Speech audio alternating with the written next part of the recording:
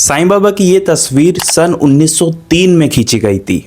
और क्या है इस तस्वीर के खींचे जाने की पूरी कहानी आज की इस वीडियो में हम जानेंगे। बाबा को देखिए, फोटो खिंचवाने का कोई आम शौक था नहीं।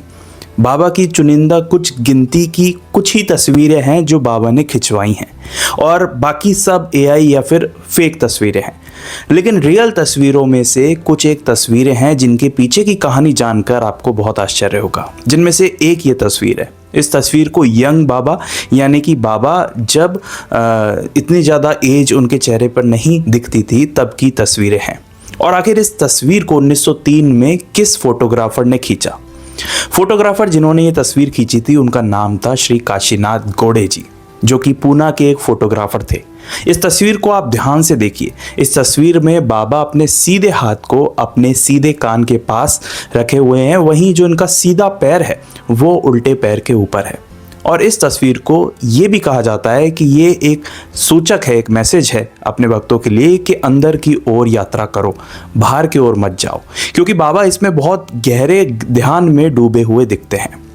असल में श्री काशीनाथ गोड़े जी पूना के फोटोग्राफर थे और जो उनका पढ़ाई हुई थी, पढ़ाई के बाद उन्होंने फोटोग्राफी वहीं पुणे में पढ़ाई की थी, फोटोग्राफी की। और ऐसा हमें पढ़ने को भी मिलता है कि कई सारे ब्रिटिश यानी कि क्योंकि उस समय अंग्रेज़ों का ज़माना था, तो अंग्रेज़ों के जो फोटोग्राफर्स थे उनसे कहीं ना कहीं ट्रेनिंग लेने के बाद काशीनाथ गोड़े और उनके पिताजी ने एक स्टूडियो भी खोला था लक्ष्मी रोड पर पूना में। तो स्टूडियो खोला गया था उस समय, उसको काशीनाथ गोड़े जी और उनके पिताजी चलाते थे।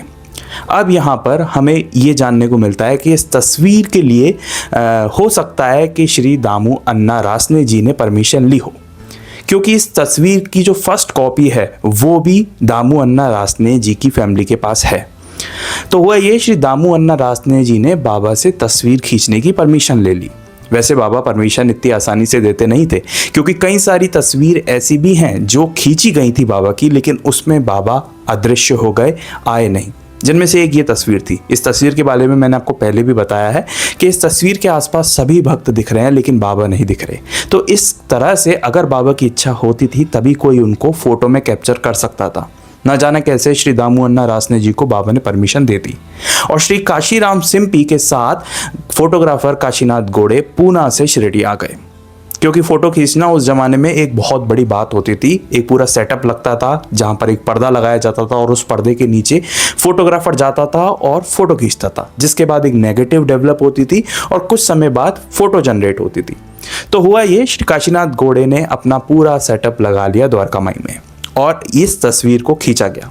इस तस्वीर में बाबा द्वारका माई में ही बैठे हुए हैं और धुनी माई के सामने, और बाबा बहुत गहरे विचार में डूबे हुए हैं। इस वजह से बाबा कोई एक गहरी मेडिटेशन स्टेट में बैठे हुए बाबा या किसी गहरे विचार में डूबे हुए बाबा से रिलेटेड तस्वीर भी कहा जाता है।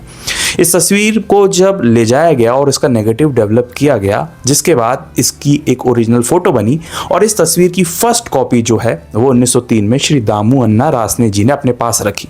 वहीं इसकी जो सेकंड कॉपी बनाई गई वो आज भी आपको शिरडी साईं समाधि मंदिर के पास जो म्यूजियम है, जो पहले दीक्षित वाड़ा था, वहाँ पर आपको देखने को मिल जाएगी।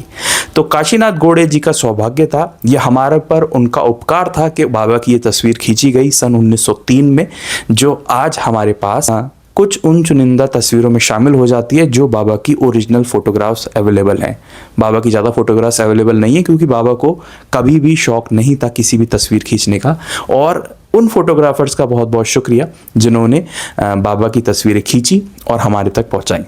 अगर आप बाबा से जुड़ी हुई ऐसी अनोखी कहानियां जानना चाहते हैं या फिर रियल हिस्ट्री जानना चाहते हैं, तो इस चैनल पर ऐसी ढेर सारी वीडियोस अपलोडेड है जिनको जाकर आप देख भी सकते हैं। मैं बाबा से जुड़ा हुआ जो भी इतिहास है वो पढ़कर आप तक पहुँचाता रहता हूँ। मिलेंगे एक नेक्स्ट वीडियो में एक रियल हिस्ट्री, एक नई कहानी के साथ। तब तक के लिए ओम साई राम।